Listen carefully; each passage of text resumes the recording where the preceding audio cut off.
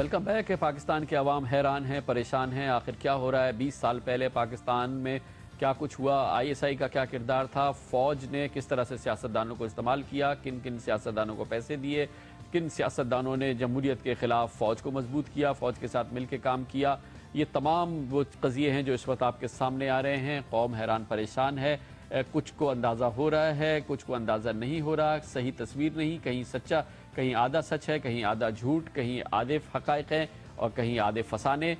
پاکستان میں پچھلے 25 سال کے دوران فوج اور سیاست کے آپس میں کیا تعلقات رہے اور اس میں کس طرح کا کردار فوج کا رہا، سیاستدانوں کا کیا رہا، اس پر ہم ایک تفصیلی آپ کو رپورٹ دیتے ہیں تاکہ آپ خود فیصلہ کر سکیں کہ کس وقت فوج نے کیا کیا، سیاستدانوں نے کیا کیا، کم از کم ایک پوری تصویر ہمارے ناظرین کے سامنے ہو کہ پچھلے 25 سالوں کے دوران کیا ہوتا رہا۔ اور اس کی ابتدا ہم کریں گے جنرل ضیاء الحق سے اور ان کے مارشل لاء سے، اور اس کے بعد جو سیاست میں فوج کا کردار شروع ہوا، سیاستدان فوج کے ساتھ کیا کرتے رہے اور فوج سیاستدانوں کے ساتھ کیا۔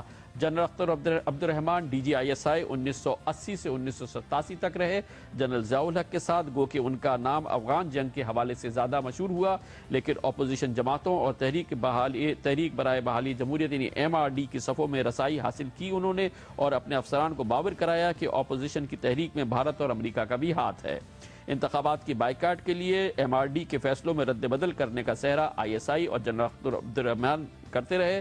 1985 کے غیر جماعتی انتخابات میں ISI نے ضیاء الحق کے حامی امیدواروں کو کامیاب بنانے میں اہم کردار ادا کیا اور محمد خان چنیجو کو بطور وزیر اعظم جنرل ضیاء الحق سے تقرر کرایا، اور اس کے ساتھ ہی پنجاب میں جناب نواز شریف کو وزیر اعلی کی حیثیت سے تعینات کیا گیا۔ 87 میں general Akhtar Abdur Rahman chairman joint chief of staff ہو گئے۔ 1987 میں جنرل حمید گل DGISI ہو گئے۔ اپریل 1988 میں اوجڑی دھماکے کے وقت وہ ISI کے سربراہ تھے۔ یہ خیال کیا جاتا ہے کہ اوجڑی کے واقعے کے پیش نظر وزیر اعظم جنوجو نے جنرل حمید گل کو برطرف کرنے کی تیاری کی اور جنرل ضیاء الحق نے اسی وجہ سے جنوجی حکومت کو برطرف کیا۔ اس کے بعد پنجاب کے نگراں وزیر اعلیٰ کے طور پر نواز شریف کی تعیناتی کی گئی، جو کہ ایک اہم عمل تھا کیونکہ وہ جناب جنوجو کے بہت قریبی ساتھی اور ان کی حکومت میں پنجاب کے وزیر اعلیٰ تھے، لیکن وہ جنرل ضیاء الحق کے جنوجو حکومت کو سیک کرنے کے فیصلے میں ان کے ساتھ شامل رہے۔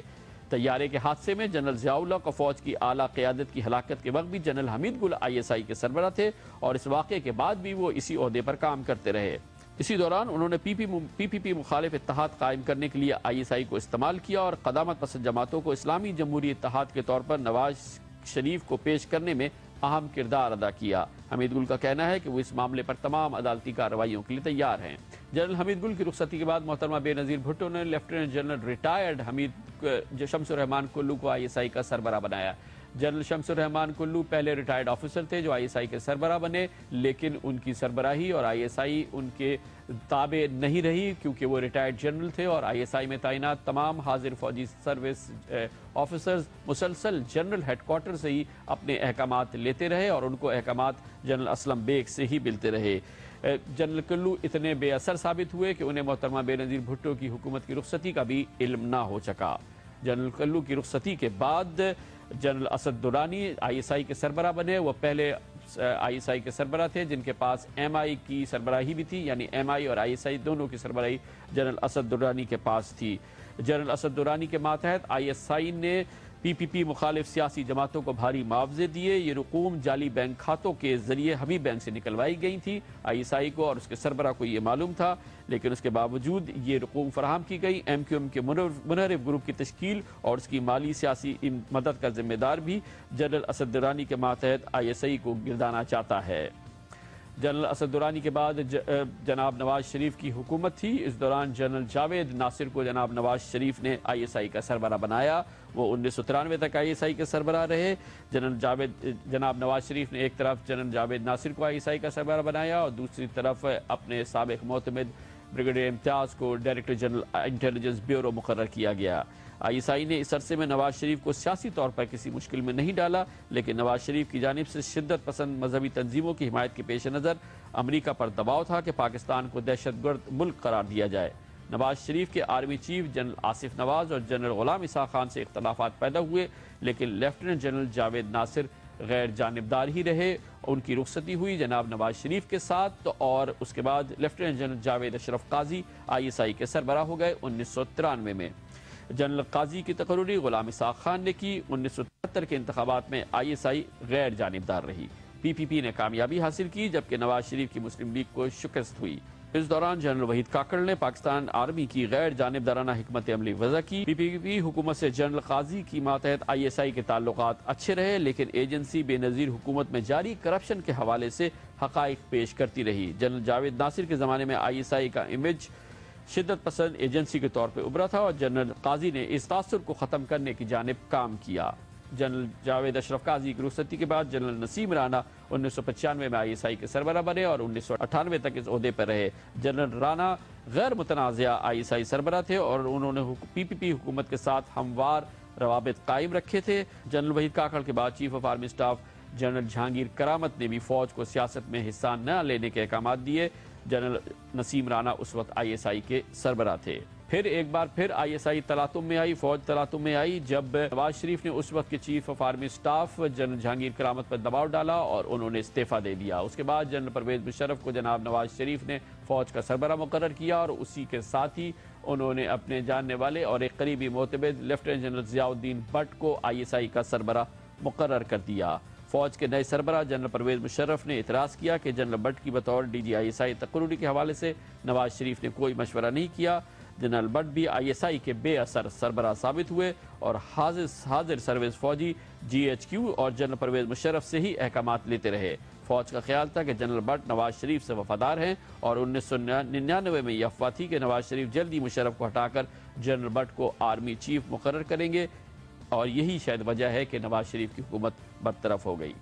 नवाज शरीफ की हुकूमत बरतरफ हुई और lieutenant general Mahmood Ahmad ISI के सरबराह बने। 1999 से 2001 तक वो इस ओहदे पर रहे। जनरल अख्तर अब्दुल रहमान के बाद जनरल महमूद ISI के सबसे ताकतवर सरबराह के तौर पर माना जाता है। जनरल महमूद की मातहत ISI नवाज शरीफ के ख़ानदान और मुस्लिम लीग के खिलाफ थी और तैयारा साजिश केस में नवाज शरीफ को कैद में मुश्किलात जनरल महमूद के अहकामात की वजह से पेश थी।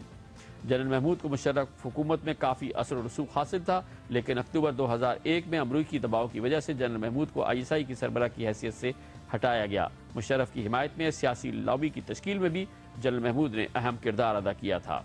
जनरल महमूद गए तो जनरल एहसानुल हक ISI के सरबराह बने और सन 2001 से सन 2004 तक वो इस ओहदे पर काम करते रहे।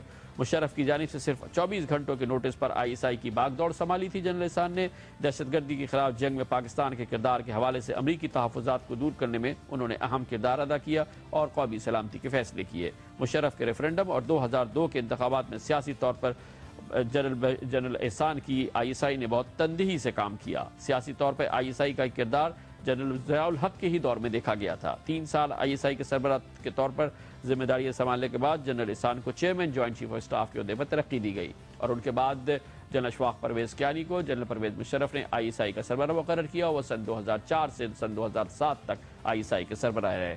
जनरल कियानी का बतौर DG ISI का दौर दीगर सरबराहान के मुकाबले में सबसे मुश्किल साबित हुआ। इस दौरान मुशर्रफ इक़्तिदार पर अपनी गिरफ्त रखने के लिए मुश्किलात का शिकार रहे और बतौर आर्मी चीफ मुशर्रफ आला अदलिया से इख्तलाफात और बेनज़ीर भुट्टो शहीद से खुफिया बातचीत जैसे मामलात पर ISI का किरदार चाहते थे। जनरल कियानी की मातहत ISI ने मुशर्रफ से इनहराफ नहीं किया, लेकिन मुशर्रफ के सियासी मुखालिफिन पर ISI की जानिब से कोई इक़दामात नहीं किए गए और एक तरह से जनरल अशफाक परवेज़ कियानी ने जितना हो सकता था एक इंडिपेंडेंट पोस्चर बरकरार रखा। जनरल अशफाक परवेज़ कियानी के चीफ ऑफ आर्मी स्टाफ मुकर्रर होने के बाद जनरल नदीम ताज ISI के सरबराह बने।